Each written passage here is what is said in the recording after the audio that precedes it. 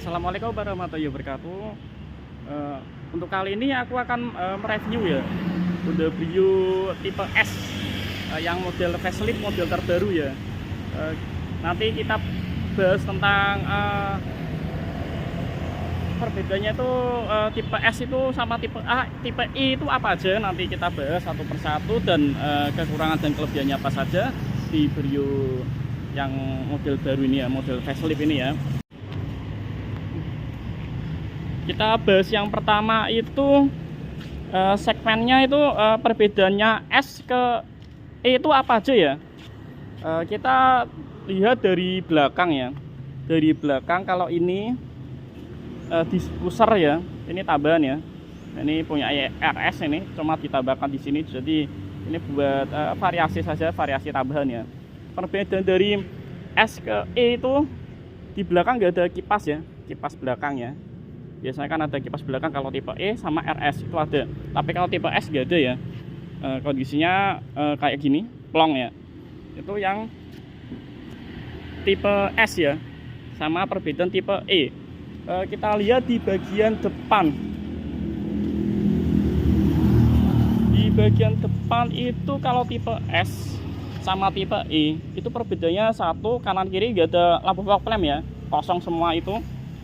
Simple sih sebenarnya. Seperti ini. Jadi tipe S itu nggak ada fog lamp sama kipas belakang. Udah itu aja. Selain itu semua sama ya. Sama ketiga ya. Ketiga itu peleknya ya. Peleknya masih kaleng ya sebenarnya. Cuma ini udah diganti sama tipe E. Jadi sudah pelek racing ya. Pelek racing ori dari Honda Brio ya. Sebenarnya enggak gitu. Kita bahas lagi tentang kelebihan dan kekurangannya Honda Brio ini. Yang pertama itu dari segi desain ya. Dari segi desain tampilan depan sangatlah mentereng. Kalau kita dibuat modifikasi buat anak muda itu cocok ya. Dari depan seperti ini, dia lampunya besar, sebelah kiri rating, tengahnya grill chrome ya. Belakangnya bumper dan bawahnya grill itu angin ya, buat anginnya bisa masuk ke bagian mesin. Kita lihat dari samping ya, samping kiri samping kanan sama ya, gak ada perbedaannya. Kondisinya seperti ini, kalau dibuat modifikasi juga cocok buat kalangan anak muda ya. Kita lihat dari belakang seperti ini ya, dia lebih mengapsul ya, beda sama yang sebelumnya. Kalau yang sebelumnya itu biasanya dia cuma dipotong gitu aja ya, cuma dipotong. Kalau ini agak cembung. Ini kelebihan dari desainnya ya, seperti itu. Kedua, dari segi kelebihan kedua ya, kelebihan kedua itu bagasi ya. Bagasinya sangat luas. Contohnya seperti ini, kita bisa buat harian, buat muatan-muatan gitu. Misalnya walaupun mobil kecil tapi beda sama yang sebelumnya. Kalau sebelumnya itu dia bagasinya kurang luas ya, beda sama yang baru ini. Kalau yang baru ini bagasinya lumayan luas. Ini bisa dipakai buat tas muatan banyak, lumayan ya ini ya. Itu bagasinya sangat luas. Yang ketiga itu kita bahas di bagian mesin. Di bagian mesin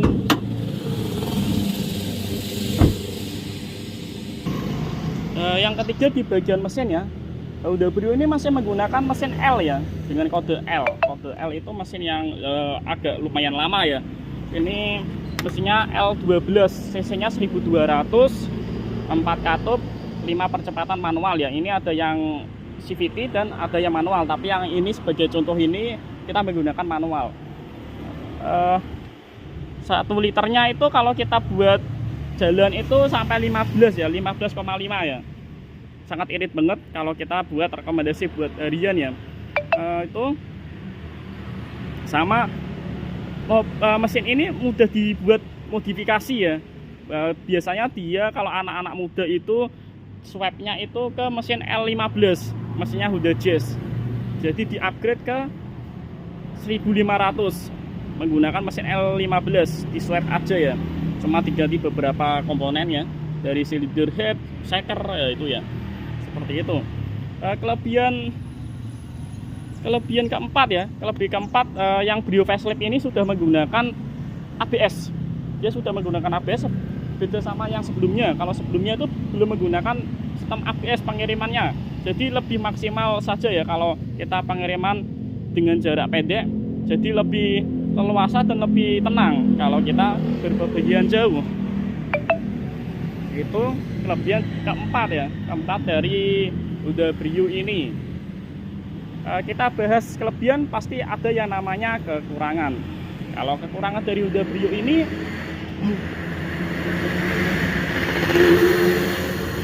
dari apa itu, interior ya, dari interior, dashboard, dan ini semuanya ini terkesan bannya ban murahan ya, beda bannya sekitar murahan dan terlalu kasar ya kalau bahannya ya. Dashboardnya ini sampai di bagian ini juga lebih terlalu simple aja gitu, seperti ini.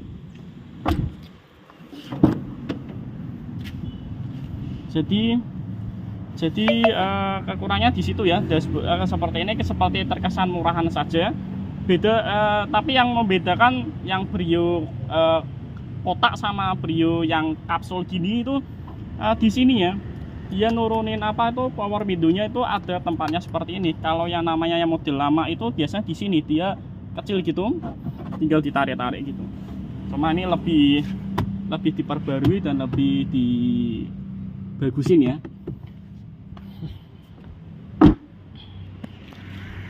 Kekurangan kedua itu dari segi kaki-kaki ya.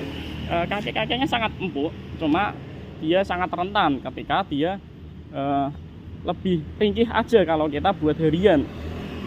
Sebisa mungkin tiap 3 bulan sekali apa di 4 bulan sekali kita harus ngecek di bengkel-bengkel terdekat biar aman ya, biar aman suspensinya, jadi lebih enak kalau kita dibuat harian. Itu kekurangan kedua ya. Kekurangan ketiga dari Honda Brio. Kekurangan dari Honda Brio ini, kekurangan ketiga itu dari segi itu ya, dari segi bawah ya. Jadi Honda Brio ini terlalu ceper ya daripada kompetitor sebelahnya ya. Jadi kalau kita polisi tidur gitu sering nyanggruk, apalagi di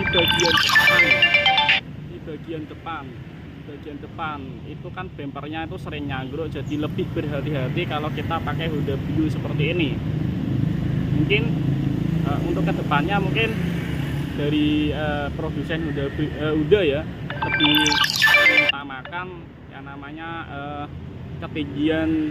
ketinggian mobil ya. Guys, ini udah selesai semua ya. Dari kita bahas dari tipe S dan tipe E itu perbedaannya apa saja, dan kelebihan dan kekurangannya apa saja Honda Brio yang sekarang ya. Kita udah bahas komplit ya. Kalau misalkan teman-teman ada yang kurang, minta tolong untuk ditambahkan di kolom komentar. Jangan lupa subscribe, like, and share di YouTubeku Mas Tio 155 ya, biar channelku berkembang juga, biar subscribe juga tambah. Jadi kita lebih semangat untuk membuat konten lagi. Terima kasih. Assalamualaikum warahmatullahi wabarakatuh.